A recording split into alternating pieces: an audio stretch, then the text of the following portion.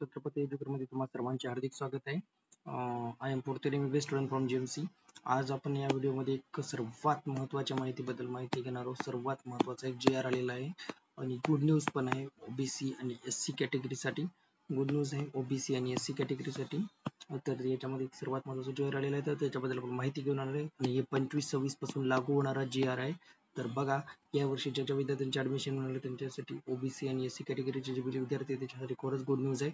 तर काळजीपूर्वक ऐका समोरचा व्हिडिओ. महाराष्ट्र राज्याने नवीन GR काढलेला आहे, उपलब्ध स्कॉलरशिप बद्दल GR काढलेला आहे. जर या वर्षीपासून 25-26 मध्ये कॅप राऊंड झाल्यावर जे मान्यता प्राप्त कॉलेज आहे तिथे जर इन्स्टिट्यूशन कोटाला SC आणि OBC ने जर ऍडमिशन घेतले तर त्यांना कॅप राऊंड मधील स्टुडंट प्रमाणे स्कॉलरशिप भेटणार. म्हणजे कसं बघा, इन्स्टिट्यूशन कोटा काय असतो? इन्स्टिट्यूशन कोट्याचं पहिलं म्हणजे एक सेपरेट कोटा राहतो आपल्या सेमी गव्हर्नमेंट कॉलेजमध्ये. सेमी गव्हर्नमेंट किंवा आपण त्याला प्रायव्हेट असे कॉलेज म्हणतो, त्या दोन्हीमध्ये एक इन्स्टिट्यूशनल कोटा राहतो. तर इन्स्टिट्यूशनल कोट्याचं कसं राहते माहिती आहे का? जर तिथं तुम्ही ऍडमिशन घेतलं तर तुम्हाला कॉलेजच्या फीसच्या पेक्षा 5 पट फीस भरावी लागते. 5 पट फीस भरावी लागते. आणि आता हे गेल्या वर्षीपासून लागू झालं. त्याच्या अगोदर जे का 3 पट फीस भरावी लागायची. म्हणजे जर तुमचं एखादं कॉलेज आहे त्याची 1 लाख रुपये फीस आहे, तर तुम्हाला किती भरावी लागणार? 5 लाख. 5 लाख. पण आता ओबीसी जर तुम्ही आता जर SC आणि OBC कॅटेगरीमध्ये जर बिलॉंग करत असाल तर तुमच्यासाठी एक सुवर्ण संधी आहे.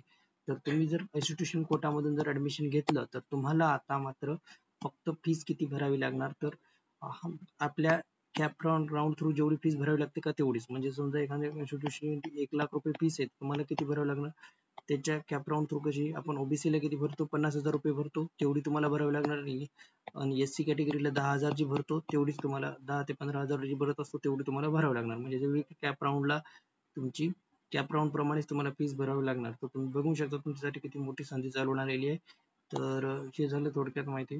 जर याचे कशा प्रकारे लागू होणार आहे? विद्यार्थ्यांना मान्यताप्राप्त शिक्षण संस्थांमध्ये ऍडमिशन घ्यावे लागणार. म्हणजे तुमचं जे ऍडमिशन आहे एखाद्या गव्हर्नमेंट प्रमाणित केलेल्या कॉलेज शिक्षण संस्थांमध्ये पाहिजे.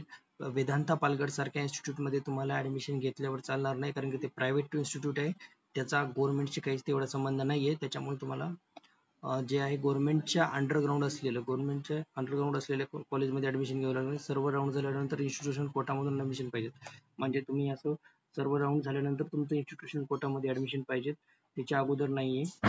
नंतर जास्तीत जास्त 3 वर्षाचा शैक्षणिक खंड गॅप धरला जाईल. म्हणजे जास्तीत जास्त 3 वर्षाचा जे आहे का तुमचा गॅप धरला जाईल. 3 वर्षाचा जास्त जर गॅप पडला तर तुम्हाला ती स्कॉलरशिप भेटणार नाही. आणि उत्पन्न जे पाहिजे तुमचं 2.5 लाख ते 8 लाखच्या दरम्यान असावं.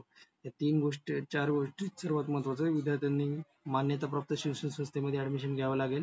सर्व राऊंड झाल्यानंतर इन्स्टिट्यूशन कोटामधून ऍडमिशन पाहिजे. म्हणजे तुम्ही मध्येच ऍडमिशन घेऊ शकत ना, सर्व राऊंड झाल्यानंतर. आणि जास्तीत जास्त किती 3 वर्षाचा शैक्षणिक खंड गॅप धरला जाईल. आणि उत्पन्न किती पाहिजे? 2.5 लाख ते 8 लाख हे उत्पन्न असावे.